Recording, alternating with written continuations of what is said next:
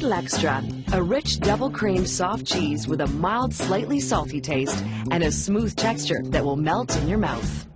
Named after its place of origin in the north of France, Brie cheese has been made at this Cornville plant in Quebec since 1977.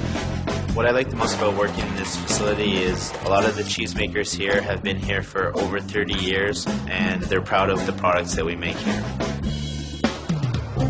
To make Brie L'Extra, milk and cream is pasteurized at 75 degrees Celsius and pumped to large cheese vats. It takes 10 liters of milk to make 1 kilo of cheese. A bacterial culture known as a starter is added to develop the flavor. Also added is rennet, an enzyme that makes the milk proteins bind together or curdle.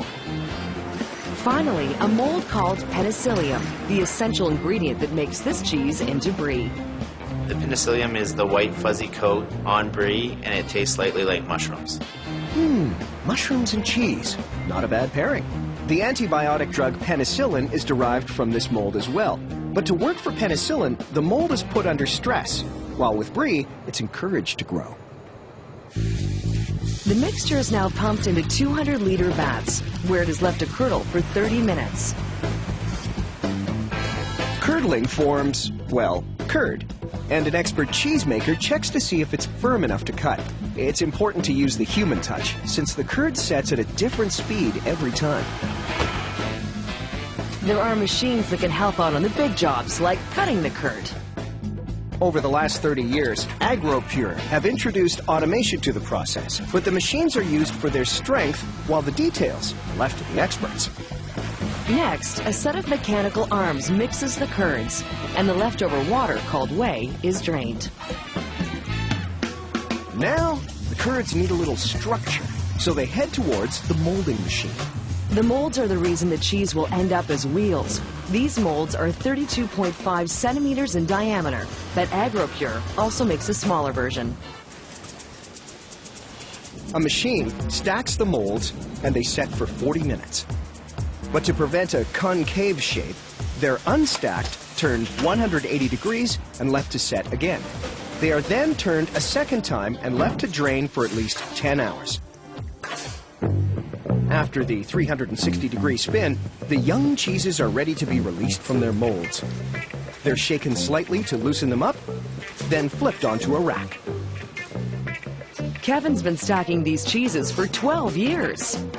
I've seen over 40 millions of kilos of cheese. It's a lot of cheese. 96 cheeses are lifted into a giant bath of salt water, a process called brining. The salty bath isn't for cleaning, it's to give the cheese some flavor. Depending on the recipe, the Brie will stay in the brine for a different amount of time. The Brie that we're making today will be in the brine for 85 minutes. Once brined, the cheeses head to the first ripening room. First ripening, the cheeses are placed on an angle to ensure that all the brine will drip off the cheese. The brine has to go, or else the cheese will be too wet to ripen. The cheeses are kept in this warm room for approximately 18 hours, which will kickstart the growth of the penicillium. With the brine fully drained, the cheese is moved to a cooler room running at 4 degrees for 9 days. There, the creamy cheeses are given careful attention. We have to flip them because the cheese is so soft, so they'll actually fall through the cheese racks if they're left there too long. The flipping also helps distribute the salty flavor evenly through the cheese. And these experts not only check for flavor, but for a mushroom-like smell and creamy texture. They decide when the penicillium has completed its job and the Brie L'Extra is perfectly ripe. It takes approximately 10 days for the penicillium to mature.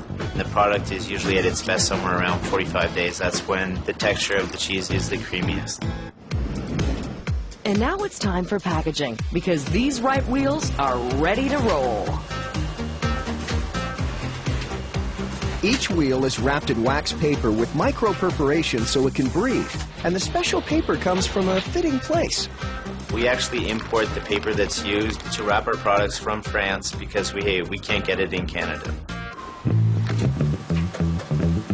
One complete batch makes 600 3-kilogram cheeses, each one boxed carefully by hand.